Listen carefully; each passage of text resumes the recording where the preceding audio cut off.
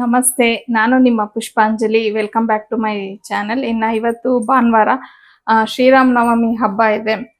ನಾನು ಬೆಳಿಗ್ಗೆನೆ ಇವತ್ತು ಪೂಜೆ ಮಾಡ್ಬಿಡ್ಬೇಕು ಅಂತ ಹೇಳಿ ಪ್ಲಾನ್ ಮಾಡ್ಕೊಂಡಿದ್ದೆ.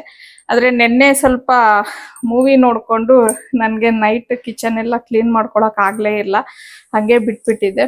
ಸೊ ಬೆಳಗ್ಗೆ ಎದ್ದು ಕಿಚನ್ ಎಲ್ಲ ಕ್ಲೀನ್ ಮಾಡಿ ಸ್ವಲ್ಪ ಹೊರಗಡೆನೂ ಎಲ್ಲ ಕ್ಲೀನ್ ಮಾಡ್ಕೋಬೇಕಿತ್ತು ಎಲ್ಲ. ಅಂದ್ರೆ ನಾವು ಲೇಡೀಸ್ ಹೆಂಗೆ ಅಂದ್ರೆ ಏನೋ ಒಂದು ಚೂರ್ ಕ್ಲೀನ್ ಮಾಡಕ್ಕೆ ಅಂತ ಹೋಗ್ತೀವಿ, ಬಟ್ ನಮ್ಗೆ ತಡಿಯಲ್ಲ ಮನ್ಸು. ಇನ್ನೊಂದ್ ಸ್ವಲ್ಪ ಅದು ಗಲೀಜಿದೆ ಇದು ಗಲೀಜಿದೆ ಅಂತ ಹೇಳಿ ಕ್ಲೀನ್ ಮಾಡ್ಕೊಂಡು ಇದ್ಬಿಡ್ತೀವಿ. ಸೇಮ್ ನಂದು ಇವತ್ತು ಅದೇ ಆಯ್ತು. ಸರಿ ಹೋಗ್ಲಿ ಬಿಡು, ಅಟ್ಲೀಸ್ಟ್ ಕ್ಲೀನ್ ಆಯ್ತಲ್ವಾ ಅನ್ನೋದೊಂದು ಸಮಾಧಾನ. ಆಮೇಲೆ ಈಗ ಸ್ನಾನ ಮಾಡ್ಕೊಂಡು ದೇವ್ರ ಪೂಜೆ ಮಾಡೋಣ ಅಂತ ಅಂದ್ರೆ ರೆಡಿ ಮಾಡ್ಕೊಳ್ಳೋಣ ಅನ್ಕೊಂಡೆ ಎಲ್ಲಾನು. ಸೊ ಇವತ್ತು ಭಾನುವಾರ ಆಗಿರೋದ್ರಿಂದ ಪಾವನಿಗೆ ಡ್ಯಾನ್ಸ್ ಕ್ಲಾಸ್ ಇರತ್ತೆ. ಸೊ ಟೈಮ್ ಆಗೋಗ್ಬಿಟ್ಟಿದೆ, ಆಗ್ಲೇ 8:30 ಆಗೋಗಿದೆ. ಲೈಟ್ ಆಗಿ ಅವಳಿಗೆ ಏನಾದ್ರು ಟಿಫನ್ ಮಾಡ್ಕೊಟ್ಬಿಟ್ಟು ಆಮೇಲೆ ಸಮಾಧಾನವಾಗಿ ಪೂಜೆ ಮಾಡ್ಬೋದು. ಇಲ್ಲಾಂದ್ರೆ ಒಳ್ಳೆ ಮನ್ಸು ಹೆಂಗಿರತ್ತೆ ಅಂದ್ರೆ ಅಲ್ಲಿ ಪೂಜೆ ಮಾಡ್ತಾ ಇದ್ದೀನಿ ಅಂದ್ರೆ ಅಯ್ಯೋ ಮಗುಗೆ ಹಸ್ಕೊಂಡ್ ಹೋಗ್ಬಿಡ್ತಾಳೇನೋ ಅನ್ಬಿಟ್ಟು ಒಂಥರ ಗಡಿ ಬಿಡೀಲಿ ಮಾಡ್ತಿರ್ತೀನಿ. ಅದು ನನ್ಗೆ ಯಾಕೋ ಸಮಾಧಾನ ಆಗಲ್ಲ. ಒಂಥರ ದೇವ್ರ ಪೂಜೆ ಮಾಡಿದೀವಿ ಅಂದ್ರೆ ಸಮಾಧಾನವಾಗಿ ಮಾಡಿದ್ರೇನೆ ಒಂಥರ ನೆಮ್ಮದಿ ಅನ್ಸುತ್ತೆ. ಹಂಗಾಗಿ ಸಿಂಪಲ್ ಆಗಿ ಶಾವ್ಗೆ ಮಾಡ್ಕೊಟ್ಬಿಡೋಣ ಅಂತ ಅನ್ಕೊಂಡಿದೀನಿ. ನಾನು ದೇವರ ನೈವೇದ್ಯಕ್ಕೂ ಏನು ತಯಾರಿ ಮಾಡ್ಕೊಂಡಿಲ್ಲ. ಅಂದ್ರೆ ಅದೇನ್ ಸಿಂಪಲ್ಲೇ ಬಿಡಿ. ಬೇರೆ ಹಬ್ಬಗಳಾದ್ರೆ ಒಂದ್ ಸ್ವಲ್ಪ ಇದನ್ಸುತ್ತೆ. ಇದಕ್ಕೆ ನಾನು ಸಿಂಪಲ್ ಆಗೇ ನೀವು ಮಾಡ್ದಂಗೆನೆ ನೀರ್ ಮಜ್ಜಿಗೆ ಪಾನಕ ಮತ್ತೆ ಹೆಸರುಬೇಳೆ ಇಷ್ಟೇ ಮೂರೇ ಮಾಡೋದು. ಸೊ ಫಸ್ಟ್ ಟಿಫನ್ ಮಾಡಿ ಪಾವನಿ ತಿನ್ಕೊಂಡು ಡ್ಯಾನ್ಸ್ ಕ್ಲಾಸ್ಗೆ ಹೋದ್ರೆ ಒಂದ್ ತಾಯಿಯಾಗಿ ಒಂಥರ ಮನಸ್ಸಿಗೆ ಸಮಾಧಾನ ಆಗುತ್ತೆ. ಅವಾಗ ನಾನು ನೆಮ್ಮದಿಯಾಗಿ ಪೂಜೆಗಳೆಲ್ಲ ಮಾಡ್ಕೊಬಹುದು. ಎಷ್ಟು ಸತಿ ಪ್ಲಾನ್ ಮಾಡಿದ್ರು ಬೇಗ ಬೇಗ ಕೆಲ್ಸಗಳು ಮಾಡೋಣ ಅಂತ ಹೇಳಿ ಈ ರೀತಿ ಆಗೋಗ್ಬಿಡತ್ತೆ. ಅಂದ್ರೆ ಬೇರೆ ದಿನ ಆದ್ರೆ ಒಂಥರ, ಅದೇ ಭಾನುವಾರ ಅಂದ್ರೆ ಎಲ್ಲೋ ಒಂದ್ ಕಡೆ ಒಂದ್ ಸ್ವಲ್ಪ ಎದೋಳಕ್ಕೂ ನಮ್ಗೆ ಹಿಂದೆ ಮುಂದೆ. ಹಂಗೂ ಇವತ್ತು 6 ಗಂಟೆಗೇನೆ ಎದ್ದೆ, ಬೇಗ ಕೆಲ್ಸಗಳು ಮಾಡ್ಕೋಬೇಕು ಅಂತ ಹೇಳಿ. ಅದೇ ಹೇಳದ್ನಲ್ವ, ಒಂಚೂರ್ ಏನೋ ಮಾಡಕ್ ಹೋದೆ ಅದಂಗೆ ಬಿಡೋಣ ಅಂತ ಹೇಳಿ ಹಂಗೆ ಲೇಟ್ ಆಗೋಯ್ತು ಅಷ್ಟೇನೆ. ಸೊ ಇನ್ನೇನು 8:30 ಆಯ್ತು. ಇನ್ನೂ ಜಾಸ್ತಿ ಆಗಿದೆಯೋ ಏನೋ ಟೈಮ್ ಗೊತ್ತಿಲ್ಲ. ನಾನು ಕೆಳಗ್ ಬಂದಾಗ 8:30 ಇತ್ತು. ಸೊ ಇನ್ನೇನ್ ಪಾವನಿ ಇನ್ನೊಂದು 1/2 hour ಕೆಳಗಿಳಿದ್ ಬರ್ತಾಳೆ. 9 ಗಂಟೆ ಅಷ್ಟೊತ್ತಿಗೆ ಬಂದ್ಬಿಡ್ತಾಳೆ. ಸೊ ಬೇಗ ಆಗುತ್ತೆ ಅಂತ ಅಂದ್ಬಿಟ್ಟು ಫಸ್ಟ್ ಉಪ್ಪಿಟ್ಟು ಅನ್ಕೊಂಡೆ. ಆಮೇಲೆ ಮೊನ್ನೆ ಶಾವ್ಗೆ ತಂದಿದ್ದೆ ಪ್ಯಾಕೆಟ್. ಸರಿ ಅದು ನೆನಪಾಯ್ತು. ಸರಿ ಉಪ್ಪಿಟ್ಟು ಬದಲು ಶಾವ್ಗೆ ಮಾಡ್ಕೊಟ್ಬಿಡೋಣ, ಮಧ್ಯಾಹ್ನಕ್ಕೆ ನೋಡ್ಕೊಳ್ಳೋಣ ಅಂತ ಹೇಳಿ. ಅವಳೇನೋ ಪ್ಲಾನ್, ಅವ್ರ ಪಪ್ಪನ ರಿಕ್ವೆಸ್ಟ್ ಮಾಡ್ಕೋತಾ ಇದ್ಲು, ಎಲ್ಲಾದ್ರೂ ಕರ್ಕೊಂಡೋಗಿ ಪಪ್ಪ ಅಂತ ಹೇಳಿ. ಸೊ ಅವ್ರು ಪ್ರಾಮಿಸ್ ಮಾಡಿದ್ದಾರೆ ಮಧ್ಯಾಹ್ನ ಮೇಲೆ ಕರ್ಕೊಂಡು ಹೋಗ್ತೀನಮ್ಮ, ಇವತ್ತು ಸದ್ಯಕ್ಕೆ ಕೆಲಸ ಇದೆ ಅಂತ ಅನ್ಬಿಟ್ಟು. ನೋಡೋಣ, ಮಧ್ಯಾಹ್ನ ಏನಾದ್ರು ಅವ್ರು ಹೊರಗಡೆ ಕರ್ಕೊಂಡೋದ್ರೆ ಅಡ್ಗೆ ಮಾಡೋ ಟೆನ್ಷನ್ ಇರಲ್ಲ. ಇಲ್ಲ ಅಂದ್ರೆ ಏನಾದ್ರೂ ಮಾಡ್ತೀನಿ. ಇನ್ನೇನು ಇವತ್ತು ನಾನ್ ವೆಜ್ ಅಂತೂ ಮಾಡಂಗಿಲ್ಲ ಅಲ್ವಾ ಹಬ್ಬದ ದಿನ. ಸೊ ಬೇರೆ ಏನಾದ್ರೂ ಮಾಡ್ಕೊಳ್ಳೋಣ. ಬಟ್ ಫಸ್ಟ್ ಟಿಫನ್ ಕೆಲಸ ಮುಗಿಸಿ ದೇವ್ರ ಪೂಜೆ ಎಲ್ಲ ಮುಗಿಸಿದೀನಿ ಅಂದ್ರೆ ನನ್ಗೆ ಏನೋ ಒಂಥರ ಸಮಾಧಾನ ಆಗೋಗ್ಬಿಡತ್ತೆ. ಆಮೇಲೆ ಬೇರೆದ್ರ ಬಗ್ಗೆ ಯೋಚನೆ ಮಾಡ್ಬೋದು. ಬೇಗ ಬೇಗ ಕೆಲ್ಸಗಳೆಲ್ಲ ಮುಗಿಸ್ಕೊಳ್ಳೋಣ ಅಂತ ಹೇಳಿ ತಲೆನೂ ನಾನು ಸರಿಯಾಗಿ ಒಣಗಿಸ್ಕೊಂಡೇ ಇಲ್ಲ. ಸುಮ್ನೆ ಹಂಗೆ ಕ್ಲಿಪ್ ಹಾಕೊಂಡು ಬಂದೆ. ಮುಂದೆ ಮಾತ್ರ ಒಂಚೂರು ಹಂಗೆ ಮಾಡ್ಕೊಂಡಿದೀನಿ ಅಷ್ಟೇನೆ. ಇನ್ನ ಶಾವ್ಗೆ ಅಂದ್ರೆ ನಾನು ಯೂಸ್ ಮಾಡೋದು ಅನಿಲ್ ಶಾವ್ಗೆ ಬರುತ್ತೆ ನೋಡಿ, ಅದೇನೆ ಯೂಸ್ ಮಾಡ್ತೀನಿ. ಅದಕ್ಕೆ ನಾನೇನ್ ಮಾಡ್ತೀನಿ ಅಂದ್ರೆ ಫಸ್ಟ್ ಅದೇ ನೀರನ್ನ ಕಾಯಕ್ಕೆ ಇಟ್ಬಿಟ್ಟು ಬೀನ್ಸು ಮತ್ತೆ ಕ್ಯಾರೆಟ್ ತರಕಾರಿ ಎರಡೇ ಹಾಕೋದು. ಸೊ ಅವೆರಡನ್ನು ಸ್ವಲ್ಪ ಸಣ್ಣದಾಗಿ ಹೆಚ್ಕೊಂಡ್ಬಿಟ್ಟು ಅದನ್ನ ಬೇಯಿಸ್ಕೊಂಡು ಆಮೇಲೆ ಒಗ್ಗರಣೆ ಕೊಡೋದು. ನಾನು ಈ ರೀತಿ ಮಾಡ್ತೀನಿ ಶಾವ್ಗೆನ.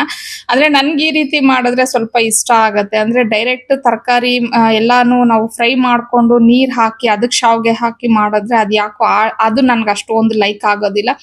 ಅಂದ್ರೆ ಉದ್ರುದ್ರಾಗ್ ಬರಲ್ಲ ಅಂತ ಅನ್ಸುತ್ತೆ. ಮೇ ಬಿ ಬರುತ್ತೋ ಏನೋ ಬೇರೆಯವ್ರು ಮಾಡಿದ್ರೆ. ಅದೇನೋ ನನ್ ಕೈಯಲ್ಲಿ ನಾನು ಆತರ ಎಲ್ಲ ಟ್ರೈ ಮಾಡಿದಾಗ ನನ್ಗೆ ಯಾಕೋ ಅದು ಅಷ್ಟೊಂದು ಟೇಸ್ಟುನು ಇಷ್ಟ ಆಗ್ತಿರ್ಲಿಲ್ಲ. ಇದ್ರ ತರ ಅಷ್ಟೊಂದು ಉದ್ರುದ್ರಾಗ ಅದ್ ಬರುತ್ತೆ ಅಂತಾನು ಅನ್ನಿಸ್ತಿರ್ಲಿಲ್ಲ. ಹಂಗಾಗಿ ನನ್ಗೆ ಇದೇ ಈಸಿನೂ ಅನ್ನಿಸ್ತು, ಮತ್ತೆ ನನ್ಗೆ ಇಷ್ಟ ಆಯ್ತಲ್ವಾ ಟೇಸ್ಟ್ ಅಂತ ಹೇಳಿ ನಾನು ಅವತ್ತಿಂದ ಇದನ್ನೇ ಫಾಲೋ ಮಾಡ್ಕೊಂಡು ಬಂದ್ಬಿಡ್ತಾ ಇದ್ದೀನಿ. ನಮ್ಮ ಮನೇಲಿ ಶಾವ್ಗೆ, ಉಪ್ಪಿಟ್ಟು, ಚಿತ್ರಾನ್ನ, ಪುಳಿಯೋಗರೆ ಇವನ್ನೆಲ್ಲ ಬೋರಿಂಗ್ ಟಿಫನ್ಸ್ ಅಂತ ಅಂದ್ಬಿಟ್ಟು ಹೆಸರಿಟ್ಬಿಟ್ಟಿದ್ದಾರೆ. ಸೊ ನಾನು ಏನಾದ್ರೂ ಈ ತರ ಟಿಫನ್ಗಳು ಮಾಡಿದಾಗೆಲ್ಲ ಇಲ್ಲ ಅಪ್ಪ ಮಗಳಿಗೆ ಹೇಳೋದು, ಇಲ್ಲ ಮಕ್ಕಳು ಅಪ್ಪನ್ಗೆ ಹೇಳೋದು, ಪಪ್ಪ ಇವತ್ತು ಬೋರಿಂಗ್ ಟಿಫನ್ ಮಾಡಿದ್ದಾರೆ ಅಂತ ಮಕ್ಳು ಹೇಳ್ತಾರೆ. ಇಲ್ಲ ಅವ್ರ ಅಪ್ಪ ಅಯ್ಯೋ ಇವತ್ತು ನಿಮ್ಮಮ್ಮ ಬೋರಿಂಗ್ ಟಿಫನ್ ಮಾಡಿದಾಳಮ್ಮ ಅಂತ ಹಂಗ್ ಹೇಳ್ತಾರೆ. ಸೊ ನಮ್ಮ ಮನೇಲೆ ಈ ತರ ತರನ ಅಂದ್ರೆ ನನಗ್ ಗೊತ್ತಿರೋ ಪ್ರಕಾರ ಸುಮಾರು ಜನ ಮನೇಲೂ ಈ ತರ ಇರತ್ತೆ. ಸೊ ನಿಮ್ ಮನೇಲೂನು ಇದನ್ನೆಲ್ಲ ಬೋರಿಂಗ್ ಟಿಫನ್ ಅಂತ ಕನ್ಸಿಡರ್ ಮಾಡ್ತಾರ? ನನ್ಗೆ ಕಮೆಂಟ್ ಅಲ್ಲಿ ತಿಳಿಸಿ. ಆದ್ರೂ ನಾವು ಪ್ರತಿದಿನ ಏನಾದ್ರೂ ಒಂದು ವೆರೈಟಿ ಮಾಡ್ತಾನೆ ಇರ್ಬೇಕು ಅಂದ್ರೆ ನಮಗೂ ಎಷ್ಟು ಕಷ್ಟ ಅನ್ಸುತ್ತೆ ಅಲ್ವಾ? ಏನೋ ಒಂದಿನ ಈ ತರ ಎಮರ್ಜೆನ್ಸಿ ಇದ್ದಾಗ ಓಕೆ ಸ್ವಲ್ಪ ಅಡ್ಜಸ್ಟ್ ಮಾಡ್ಕೊಂಡು ಅಂದ್ರೆ ತಿಂತಾರೆ, ತಿನ್ನಲ್ಲ ಅಂತ ಖಂಡಿತ ಏನೂ ಇಲ್ಲ. ನಮಗ್ ಬೇಡವೇ ಬೇಡ ಟಿಫನ್ ನಾವು ಮಾಡೋದೇ ಇಲ್ಲ ಅಂತೆಲ್ಲ ಏನು ಮಾತಾಡೋದಿಲ್ಲ, ತಿಂತಾರೆ. ಬಟ್ ಏನಂದ್ರೆ ಒಂದ್ ಮಾತು ಅಂತಾನೆ ಇರೋದು, ಅಯ್ಯೋ ಇದನ್ ಮಾಡಿದೀರಾ ಅಂದ್ರೆ ಮೂರಕ್ ಮೂರು ಜನನು ಒಂದೇ ತರ ಹೇಳ್ತಾರೆ. ಫಸ್ಟ್ ಕೆಳಗಿಳದ್ ಬಂದಿದ ತಕ್ಷಣನೇ ಮಕ್ಕಳು ಕೇಳೋದು ಏನಮ್ಮ ಟಿಫನ್ ಅಂತ ಹೇಳಿ. ಸೊ ಈ ತರ ಏನಾದ್ರು ಹೇಳಿದೀನಿ ಅಂದಿದ ತಕ್ಷಣ ಬಾಯಲ್ಲಿ ಹೇಳೋದಿರ್ಲಿ, ಮುಖದಲ್ಲೇ ತೋರಿಸ್ಬಿಡ್ತಾರೆ ಅವ್ರಿಗೆ ಆ ಟಿಫನ್ ಇಷ್ಟ ಇಲ್ಲ ಅಂತ ಹೇಳಿ.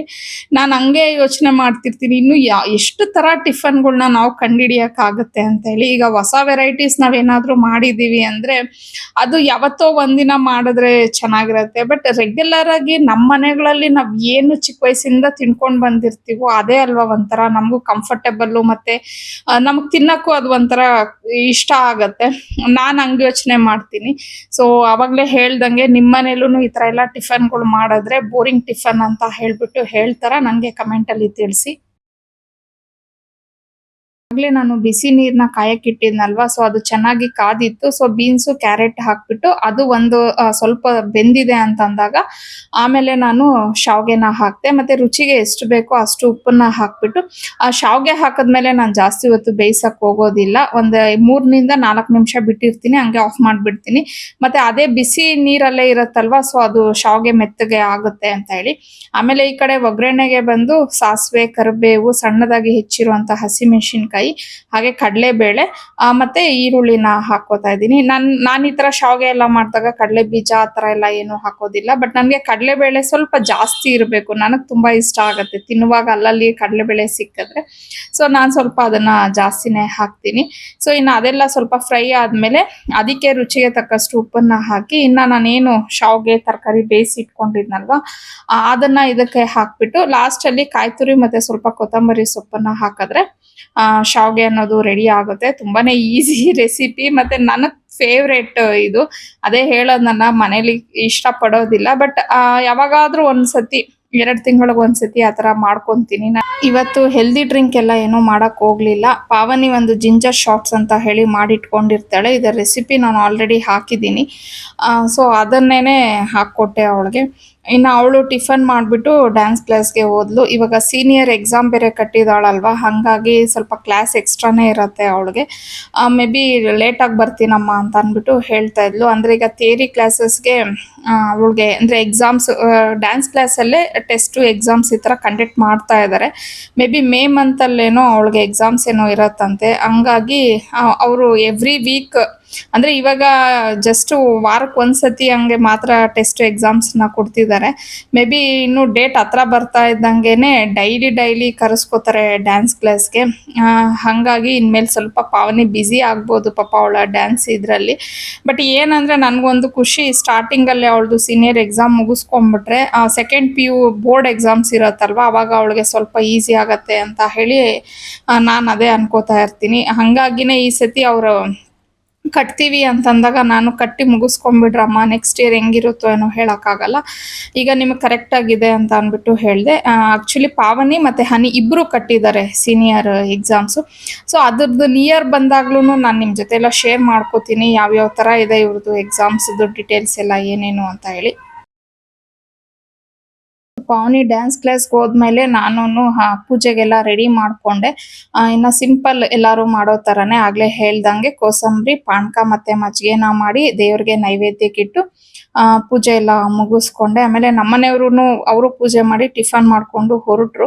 ಸರಿ ಆಗಲೇ ಹೇಳಿದ್ದೆ ನಾನು ಸ್ಟಾರ್ಟಿಂಗಲ್ಲೇ, ಪಾವನಿಗೆ ಪ್ರಾಮಿಸ್ ಮಾಡಿದ್ದಾರೆ ಹೊರಗಡೆ ಕರ್ಕೊಂಡು ಹೋಗ್ತೀನಿ ಅಂತ ಹೇಳಿ. ಸೊ ನನಗೇನು ಹೇಳಿದ್ರು ಅಂದರೆ, ಇವರು ಟಿಫನ್ ಮಾಡಿ ಹೊರಡುವಾಗ ಜಸ್ಟ್ 1 hour ಕೆಲಸ ಇದೆ ಅಮ್ಮ, ಬಂದ್ಬಿಡ್ತೀನಿ, ಪಾವನಿ ಬಂದರೆ ರೆಡಿ ಆಗಿರೋಕೆ ಹೇಳು ಅಂತ ಅಂದ್ಬಿಟ್ಟು ಹೇಳಿದ್ರು. ಅಡುಗೆ ಮಾಡಬೇಡ, ಹೊರಗಡೆನೆ ಊಟ ಮಾಡೋಣ ಅಂತ ಹೇಳಿದ್ರು. ಸರಿ ಬಿಡು ಅಂತ ಹೇಳಿ ಇನ್ನು ಅವಳು ಬರಲಿಲ್ಲ ಬೇಗ, ಇವರು ಹೋದ್ರಲ್ಲ ಅಂತ ನಾನು ಎಲ್ಲ ಕೆಲಸಗಳು ಮುಗಿಸ್ಕೊಂಡು ಆರಾಮಾಗಿ ಒಂದು ಸ್ವಲ್ಪ ಹೊತ್ತು ಕುತ್ಕೊಂಡು TV ನೋಡ್ತಾ ಇದ್ದೆ.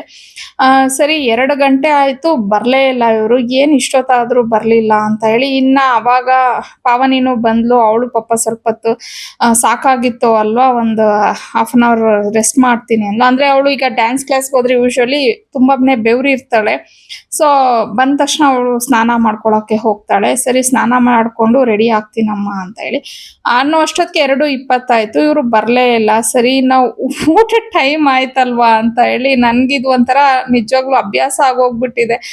ಇವರು ಹೇಳಿದ ಟೈಮಿಗೆ ಬರೋದಿಲ್ಲ, ಅದಾಗಲ್ಲ, ಹೊರಗಡೆ ಅರ್ಧ ಗಂಟೆ 1 ಅವರ್ ಅಂತ ಹೋಗ್ತಾರೆ ಅಂದ್ರೆ ಅದು ಅರ್ಧ ದಿನ ಆಗುತ್ತೆ ಅಂತ ಹೇಳಿ ಸರಿ ಜಾಸ್ತಿ ತಲೆ ಕೆಡ್ಸ್ಕೊಳಕ್ ಹೋಗ್ಲಿಲ್ಲ. ನಾನು ಸಿಂಪಲ್ ಆಗಿ ಬೇಳೆ ಟೊಮೊಟೊ ಹಾಕ್ಬಿಟ್ಟು ಸಾರು ಮಾಡಿ ಅನ್ನ ಎಲ್ಲ ಮಾಡ್ಬಿಟ್ಟು ಹೆಂಗು ಕೋಸಂಬರಿ ಪಾನಕ ಮಜ್ಜಿಗೆ ಎಲ್ಲ ಇತ್ತಲ್ವಾ, ಸರಿ ಅದ್ರ ಜೊತೆಗೆ ಸೌತೆಕಾಯಿ ಸ್ವಲ್ಪ ಜಾಸ್ತಿ ತಗೊಂಡ್ ಬಂದ್ಬಿಟ್ಟಿದ್ರು. ಸರಿ ಅದು ಒಂದೆರಡನ್ನ ಕಟ್ ಮಾಡಿ ಮನೇಲೆ ಸ್ವಲ್ಪ ಚೋಚೋ ಇತ್ತು, ಅದನ್ನೇ ನಂಚ್ಕೊಳಕ್ಕೆ ಅಂತ ಹೇಳಿ 3 ಗಂಟೆಗೇನೋ ನಮ್ಮ ಮನೆಯವ್ರು ಬಂದಿದ್ದು. ಅವಾಗ ನಾವು ಊಟ ಎಲ್ಲ ಮುಗಿಸ್ಕೊಂಡು ಆಮೇಲೆ ಪಾವನಿನೂ ಸ್ನಾನ ಎಲ್ಲ ಮಾಡ್ಕೊಂಡು ರೆಡಿ ಆದ್ಲು. ಹೊರಗಡೆ ಹೋಗೋಣ ಅನ್ಕೊಂಡ್ವಿ, ಬಟ್ ನನಗ್ ಮೂಡ್ ಇರ್ಲಿಲ್ಲ ಅಷ್ಟೊಂದು. ಸರಿ ಇನ್ನು ನಾನು ಹೋಗೋದ್ ಬೇಡ ಹೊರಗಡೆ ಅಂತ ಹೇಳಿದ್ರೆ ಪಾಪ ಅವಳಗ್ ಬೇಜಾರಾಗೋಗ್ಬಿಡತ್ತೆ ನೋಡು. ಫಸ್ಟ್ ಒಂದ್ಸತಿ ಪಪ್ಪ ಬರಲ್ಲ, ಆಮೇಲೆ ಆ ಪಪ್ಪ ಬರ್ತೀನಿ ಅಂದಾಗ ಅಮ್ಮ ಬರಲ್ಲ ಅಂತಾರೆ ಅಂದ್ಬಿಟ್ಟು ಸರಿ ಆಯ್ತು ಹೋಗೋಣ ಅಂತ ಅನ್ಕೊಂಡ್ವಿ. ನನ್ ಫಸ್ಟ್ ಬೇರೆ ಎಲ್ಲೋ ಹೋಗ್ಬೇಕಂತ ಪ್ಲಾನ್ ಮಾಡಿದ್ವಿ, ಬಟ್ ಅಲ್ಲಿಗೆ ಕಾಲ್ ಮಾಡಿದ್ದಕ್ಕೆ ಇವತ್ತು ಶಾಪ್ ಕ್ಲೋಸ್ ಆಗಿದೆ ಅಂತ ಹೇಳಿದ್ರು. ಸರಿ ಅಂತ ಹೇಳಿ ಸುಮ್ನಾಗ್ಬಿಟ್ಟು ಆಮೇಲೆ ಎಲ್ಲಿ ಹೋಗೋದು ಅಂತ ಅಂದ್ಬಿಟ್ಟು ಅಪ್ಪ ಮಗಳು ಮಾತಾಡ್ತಾ ಇದ್ರು. ನಾನ್ ಸ್ವಲ್ಪ ಒಂಥರ ಸೈಲೆಂಟ್ ಆಗಿದ್ದೆ. ಸೊ ನಮ್ಮನೆಯವ್ರಿಗೆ ಏನಂದ್ರೆ ಅವರು ನಾನ್ ಕೋಪ ಮಾಡ್ಕೊಂಡ್ಬಿಟ್ಟಿದೀನಿ ಅಂತ ಅನ್ಕೊಂಡ್ಬಿಟ್ಟಿದ್ದಾರೆ. ಬಟ್ ನಾನ್ ಕೋಪ ಎಲ್ಲ ಏನು ಮಾಡ್ಕೊಂಡಿರ್ಲಿಲ್ಲ, ಜಸ್ಟ್ ಸುಮ್ನೆ ಬೆಳಗ್ಗೆಯಿಂದ ಎಲ್ಲ ಒಂಥರ ಕೆಲಸ ಮಾಡಿದ್ನಲ್ವಾ, ಸುಮ್ನೆ ಹಂಗೆ ಇದ್ದೆ. ಸರಿ ನನ್ನನ್ನ ಅವರು ಓಕೆ ಇವಳು ಸ್ವಲ್ಪ ಬೇಸರ ಮಾಡ್ಕೊಂಡಿದ್ದಾಳೆ ಅಂತ ಅಂದ್ಬಿಟ್ಟು ಸೋಫಾ ನೋಡಕ್ ಹೋಗೋಣ ನಡಿ ಅಂತ ಅಂದ್ಬಿಟ್ಟು ಹೇಳಿದ್ರು. ಅಂದ್ರೆ ನಾವು ಈ ಮನೆ ಕಟ್ಟದಾಗಿಂದ ನಾನು ಆಕ್ಚುಲಿ ಸೋಫಾ ತಗೋಬೇಕಂತ ಅನ್ಕೊಂಡಿರೋದು. ನಾವು ಈಗ ಏನ್ ಸೋಫಾ ಇದೆ ಇದು ಕೆಳಗಡೆ ಮನೇಲಿ ಇದ್ದಾಗ ತಗೊಂಡಿದ್ದು. ನಾನು ಈ ಕನ್ಸ್ಟ್ರಕ್ಷನ್ ಆದಾಗ್ಲೇ ಹೇಳ್ದೆ ಸೋಫಾನ ಮೇಲಕ್ಕೆ ತರೋದೇ ಬೇಡ, ಹಂಗೆ ಯಾರಿಗಾದ್ರೂ ಕೊಟ್ಬಿಟ್ಟು ನಾವು ಹೊಸ ತಗೊಳ್ಳೋಣ ಅಂತ ಹೇಳಿ. ಸರಿ ಆ ಟೈಮಲ್ಲಿ ಇವಾಗ ಸದ್ಯಕ್ಕಿಲ್ಲ, ನನ್ನ ಹತ್ರನೂ ಬಜೆಟ್ ಎಲ್ಲ ಪ್ರಾಬ್ಲಮ್ ಇದೆ, ನೀನು ಇನ್ನು ಫ್ರಿಜ್ ಎಲ್ಲ ಬೇರೆ ಚೇಂಜ್ ಮಾಡಬೇಕು ಅಂತಿದ್ಯಾ, ಒಂದೊಂದೇ ತಗೊಳ್ಳೋಣ, ಆತರ ಪಡೋದು ಬೇಡ ಅಂತ ಹೇಳಿದ್ರು. ಸರಿ ಆಯ್ತು ಅಂತ ಅವಾಗ ಫ್ರಿಜ್ಜ ಸೋಫಾನ ಅಂತ ಕೇಳಿದ್ರು, ನಾನು ಫ್ರಿಜ್ಗೆ ಹೇಳಿದ್ದೆ. ಸರಿ ಅಂದ್ಬಿಟ್ಟು ಹಂಗಂಗೆ ತಡ್ಕೊಂಡ್ ಬಂದ್ಬಿಟ್ರು. ಈಗಂತೂ 1.5 ವರ್ಷದಿಂದ ನಾನು ರಿಕ್ವೆಸ್ಟ್ ಮಾಡ್ಕೊಂತಾನೆ ಇದ್ದೆ, ಅಟ್ಲೀಸ್ಟ್ ಬನ್ನಿ ನೋಡ್ಕೊಂಡ್ ಬರೋಣ ಅಂತ ಹೇಳಿ. ಇವತ್ತು ಹೋಗೋಣ, ನಾಳೆ ಹೋಗೋಣ, ನೆಕ್ಸ್ಟ್ ವೀಕ್ ಕರ್ಕೊಂಡು ಹೋಗ್ತೀನಿ, ಇವಾಗ ಫ್ರೀ ಇಲ್ಲ, ಇದೇ ಕತೆ ಹೇಳ್ತಾ ಇದ್ರು. ಇವತ್ತು ಅವ್ರಿಗೆ ನಾನು ಬೇಸರ ಮಾಡ್ಕೊಂಡಿದ್ದೀನಿ ಅಂತ ಹೇಳಿ ನನಗೆ ಸಮಾಧಾನ ಮಾಡ್ಬೋದು ಅನ್ನೋ ಲೆಕ್ಕದಲ್ಲಿ ಹೇಳಿದ್ರು ಏನೋ. ಬಟ್ ಅವ್ರು ಹೇಳಿದ ತಕ್ಷಣ ನನಗೆ ನಡೀರಿ ಹೋಗೋಣ ಫಸ್ಟ್, ಬಿಕಾಸ್ ಇವ್ರು ಹೇಳಿದ್ದೇ ಹೆಚ್ಚು. ಇನ್ನು ಅವಾಗ ನಾನೇನಾದ್ರೂ ಹಂಗೆ ಹಿಂಗೆ ಅಂದಿದ್ದೀನಿ ಅಂದ್ರೆ ಮತ್ತೆ ಅದನ್ನ ಇನ್ನೊಂದು ವರ್ಷಕ್ಕೆ ತಳ್ಬಿಡ್ತಾರೆ ಅಂತ ಹೇಳಿ ಇಲ್ಲ ಆಯ್ತು ಹೋಗೋಣ ಅಂತ ಪ್ಲಾನ್ ಮಾಡ್ಕೊಂಡು ನಾವು ಹೋದ್ವಿ ನೋಡೋದಕ್ಕೆ. ಬಟ್ ಫೈನಲೈಸ್ ಏನು ಮಾಡ್ಲಿಲ್ಲ, ಜಸ್ಟ್ ನೋಡಿದ್ವಿ. ನನಗೇನಂದ್ರೆ ನಮ್ಮ ಮನೆ ಏನು ಸ್ಪೇಸ್ ಇದೆ ಅಲ್ವಾ, ಇವಾಗ ಸೋಫಾ ಹಾಕಿದೀನಿ ಅಷ್ಟಕ್ಕೆ ತಗೋಬೇಕು ಅಂತ ನನಗೆ. ಯಾಕಂದ್ರೆ ದೊಡ್ಡ ಸೋಫಾಗಳು ತಂದು ಹಾಕೊಂಡ್ಬಿಟ್ಟು ಮನೇನೆಲ್ಲ ಒಂಥರ ಹೆವಿ ಆಗಿ ನನ್ಗೆ ಮಾಡ್ಕೊಳ್ಳೋದು ಇಷ್ಟ ಇಲ್ಲ. ಮನೇಲಿ ಎಷ್ಟು ಕಡಿಮೆ ವಸ್ತುಗಳಿರುತ್ತೆ ಅಷ್ಟು ನಮ್ಗೆ ಒಂಥರ ಮನೆದು ಕಳೆ ಚೆನ್ನಾಗಿರತ್ತೆ, ಒಂದು ಗೆಟಪ್ ಇರತ್ತೆ. ನನ್ಗೆ ಈ ಮೂಲೆ ಖಾಲಿ ಇದೆ, ಆ ಮೂಲೆ ಖಾಲಿ ಇದೆ, ಇಲ್ಲೇನೋ ಅಂತಂದು ಹಾಕೊಂಡ್ಬಿಡೋಣ, ಅಲ್ಲೇನೋ ಆತರ ನನ್ಗೆ ಇಷ್ಟನೇ ಆಗೋದಿಲ್ಲ. ಒಂಥರ ಫ್ರೀ ಸ್ಪೇಸ್ ಇರಬೇಕು ಅಂತ ನಾನು ಯೋಚನೆ ಮಾಡ್ತೀನಿ. ಹಂಗಾಗಿ ನಾನು ಅಷ್ಟೇ ಮೆಷರ್ಮೆಂಟ್ಗೆ ನನಗೆ ಬೇಕು ಅಂತ ಅಂದ್ಬಿಟ್ಟು ಬಟ್ ಅಲ್ಲಿ ಒಂದು ಸೋಫಾ ಇಷ್ಟ ಆಯ್ತು ನನಗೆ. ಆದ್ರೆ ಅದು ಯಾಕೋ ನಮ್ಮ ಮನೆಗೆ ಹೆವಿ ಆಯ್ತು ಅಂತ ಅನ್ನಿಸ್ತು. ಸೊ ಅಷ್ಟು ಹೆವಿ ಸೋಫಾ ಬೇಡ, ಅದೆಲ್ಲ ಸ್ವಲ್ಪ ದೊಡ್ಡ ಮನೆಗಳಿಗಾದ್ರೆ ಚೆನ್ನಾಗಿರತ್ತೆ ಅಂದ್ಬಿಟ್ಟು ನಾನು ಇದ್ ಮಾಡಿದೆ. ಬಟ್ ನೋಡಿದ್ವಿ ಜಸ್ಟ್, ಅಂದ್ರೆ ನಮಗೂ ಒಂದು ಐಡಿಯಾ ಬರುತ್ತಲ್ವಾ ಯಾವ ತರ ತಗೋಬಹುದು, ಏನು ಪ್ರೈಸ್ ಕಾಸ್ಟ್ ಹೇಗಿದೆ, ಮತ್ತೆ ಕ್ಲಾತ್ ಎಲ್ಲ ಯಾವ ತರ ಇದೆ ಅಂತ ಹೇಳಿ. ಆಮೇಲೆ ನಮ್ಮ ಮನೆಯವರು ಇನ್ನೂ ಒಂದ್ 2-3 ಶಾಪ್ಸ್ ಅಲ್ಲಿ ನೋಡೋಣ, ಆಮೇಲೆ ಫೈನಲೈಸ್ ಮಾಡೋಣ ಅಂತ ಹೇಳಿ ಕಲರ್ಸ್ ನೋಡ್ತೀವಿ. ಮತ್ತೆ ಅವರೇ ಕ್ಲಾತ್ ಅಲ್ಲಿ ಕಸ್ಟಮೈಸ್ ಎಲ್ಲ ಮಾಡ್ಕೊಡ್ತೀವಿ ಅಂತ ಅಂದ್ರು. ಅದನ್ನು ಎಲ್ಲ ಸ್ವಲ್ಪ ಡೀಟೇಲ್ಸ್ ಅನ್ನೆಲ್ಲ ತಗೊಂಡ್ ಬಂದ್ವಿ, ಒಂದ್ ಐಡಿಯಾ ಇರತ್ತೆ ಅಂತ ಹೇಳಿ. ಇನ್ನ ಆಮೇಲೆ ಹೋಟೆಲ್ಗೆ ಹೋಗೋಣ ಊಟಕ್ಕೆ ಅಂತ ಹೇಳಿ ಮನೇಲಿ ಇತ್ತು ಅಡ್ಗೆ. ಬಟ್ ಇವ್ರು ಮಧ್ಯಾಹ್ನನೇ ಪ್ರಾಮಿಸ್ ಮಾಡಿದ್ರಲ್ವಾ ಮಗಳನ್ನ ಹೊರಗಡೆ ಕರ್ಕೊಂಡು ಹೋಗ್ತೀನಿ ಅಂತ, ಹಾಗಾಗಿ ಹೋಟೆಲ್ಗೆ ಹೋಗೋಣ ಅಂತ ಅನ್ಕೊಂಡು ಹೋಗಿದ್ದು.